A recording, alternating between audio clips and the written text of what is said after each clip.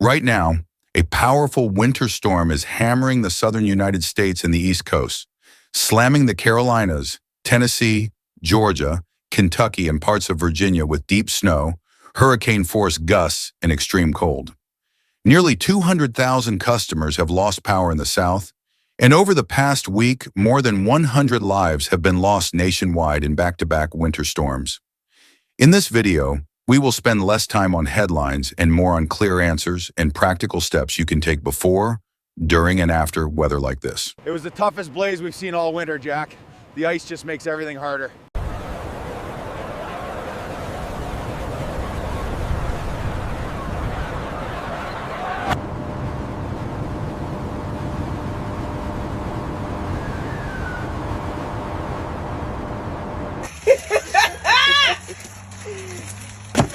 Down goes Fraser. Down goes Fraser. Fraser down. All the snow melting above it. That's why they call it an ice dam. Kid.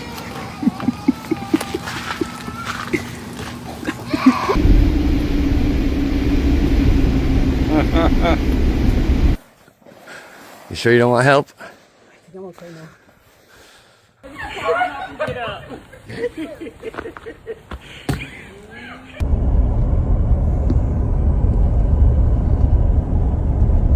Over the past 24 hours, a rapidly strengthening coastal low off North Carolina has turned into a major winter storm for the southern Appalachians, the Carolinas, and parts of the mid-Atlantic.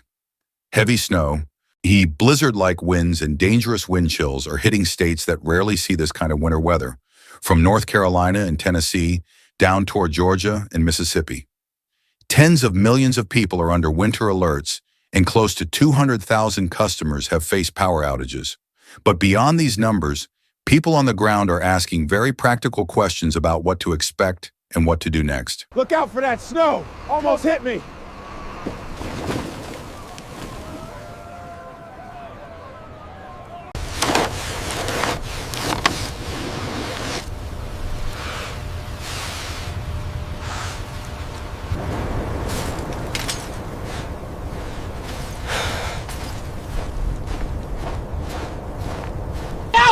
Oh my God, he's gonna hit him! Whoa, he missed! Oh, no, another one! Holy shit. Oh shit. Oh my God.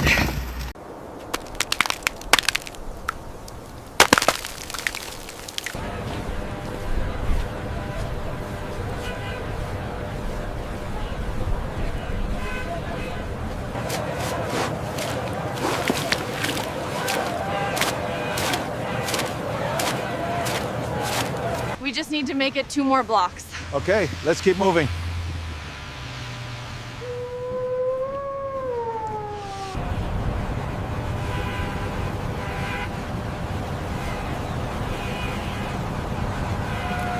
Why can a winter storm like this be so dangerous, even in places that are used to cold weather?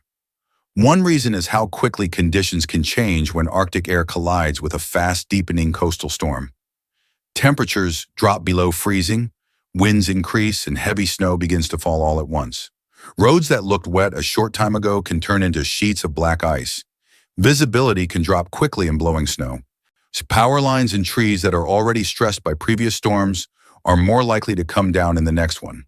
For families and emergency crews, this means less time to react and less margin for error.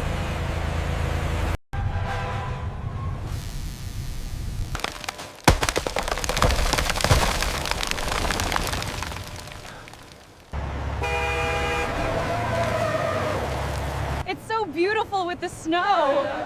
I know, but it is freezing. Hurry up, I'm starving.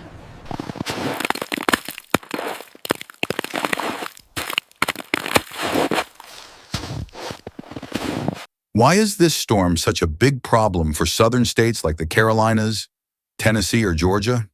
Many communities there are simply not built for repeated rounds of deep snow in extreme cold. Road crews may have fewer plows and less salt. Homes and small businesses may not be insulated for long stretches of freezing weather. People are less experienced driving on ice or dealing with long power outages in the cold. When you combine rare, heavy snow, strong winds, and very low wind chills in these areas, everyday routines like going to work, school, or the grocery store can suddenly become risky.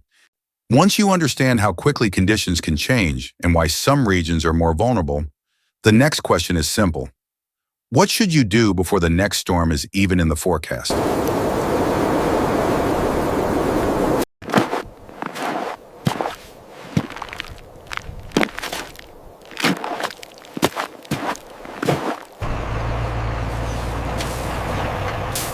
I told them this route was trouble. Now look, we're completely buried. Okay, calm down. We just need to clear these rear tires and get a better angle.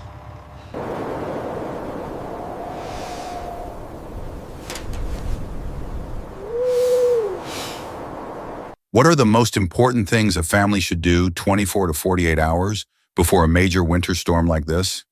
First, focus on the basics: heat, food, water, and medicine. Make sure you have enough prescription medications for several days, plus simple foods that do not need much cooking, such as canned goods, bread, peanut butter, and shelf-stable milk. Fill some water containers in case pipes freeze or water service is interrupted.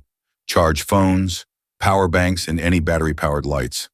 If you rely on medical devices that need electricity, contact your doctor or local emergency management about backup plans and warming centers before the storm arrives.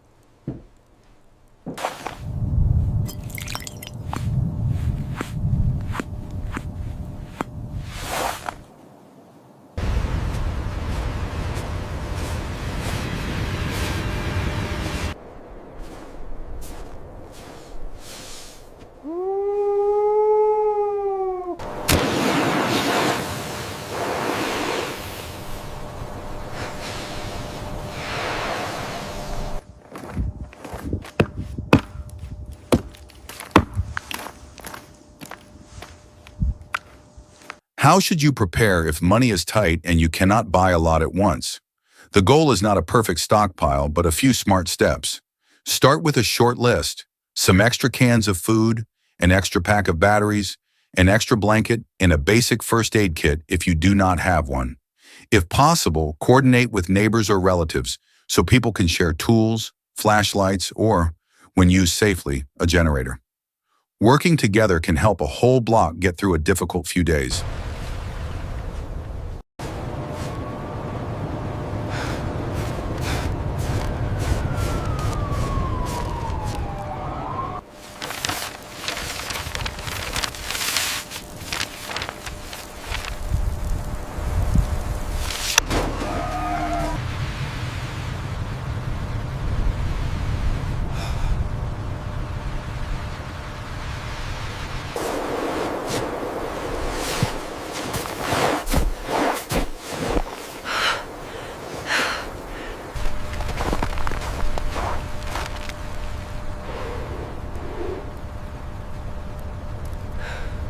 What can renters in apartments do if they cannot control the building's heat or insulation? They can seal drafty windows with towels or plastic, choose an interior room as the main living space, and prepare extra layers of clothing and bedding.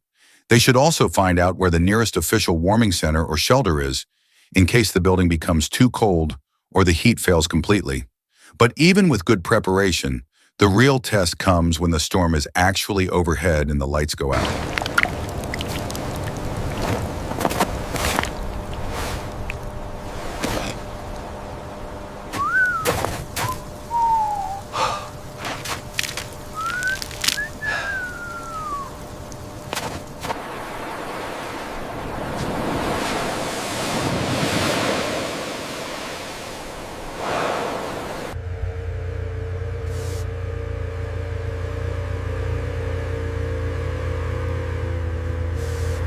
What should you do if the power has been out for many hours and the house keeps getting colder? First, move everyone into one small room and keep doors closed to trap warm air. Wear several layers of clothing, including hats and thick socks, and use blankets or sleeping bags to sleep close together. Eat small, regular meals or snacks for energy, and drink water so you do not get dehydrated. Never use a gas stove, charcoal grill, oven, or generator inside the home, in the garage, or near windows, because they can produce deadly carbon monoxide. If the indoor temperature keeps dropping and you start to see your breath inside, check for information about warming centers or shelters and be ready to leave if local officials say it is safer.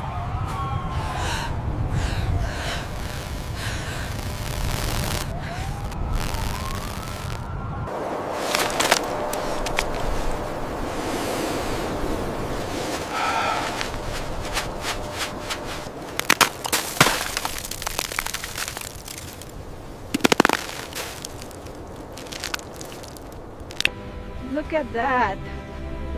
So bright in there.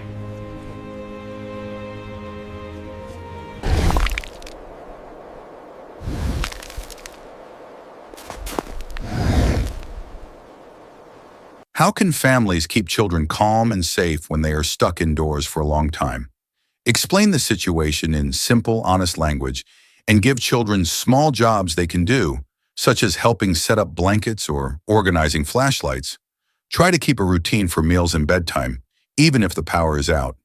Prepare a small box of quiet activities that do not need electricity, such as books, drawing supplies, or simple games. Make sure children stay away from candles, stoves, and windows where glass could break in strong winds.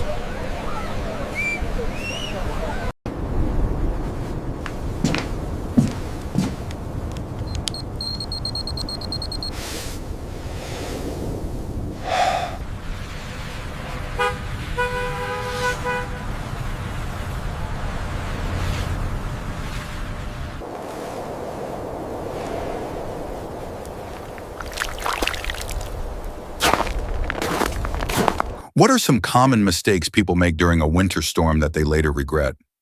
They often underestimate how fast conditions can change, drive when roads are already icy, or ignore warnings about carbon monoxide. Others forget to check on elderly neighbors or relatives. And for many people, the riskiest moments do not happen inside the home, but out on the road and in the days right after the storm.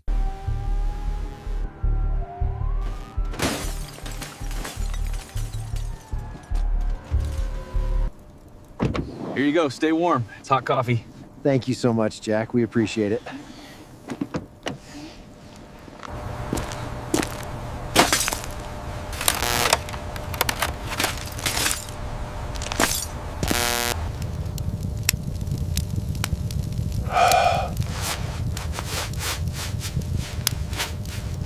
When is it truly unsafe to drive, even if the road outside your window looks okay?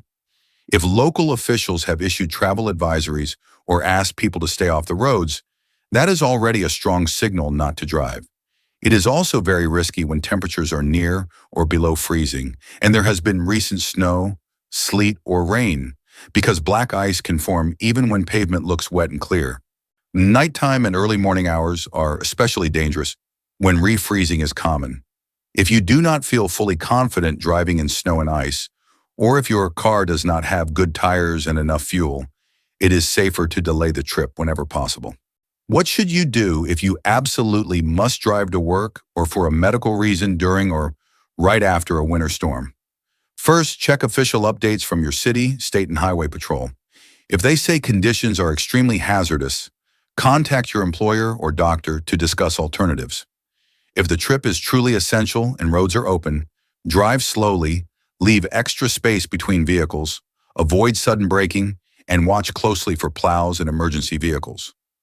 Keep your gas tank at least half full, carry warm clothing, water, snacks, and a phone charger.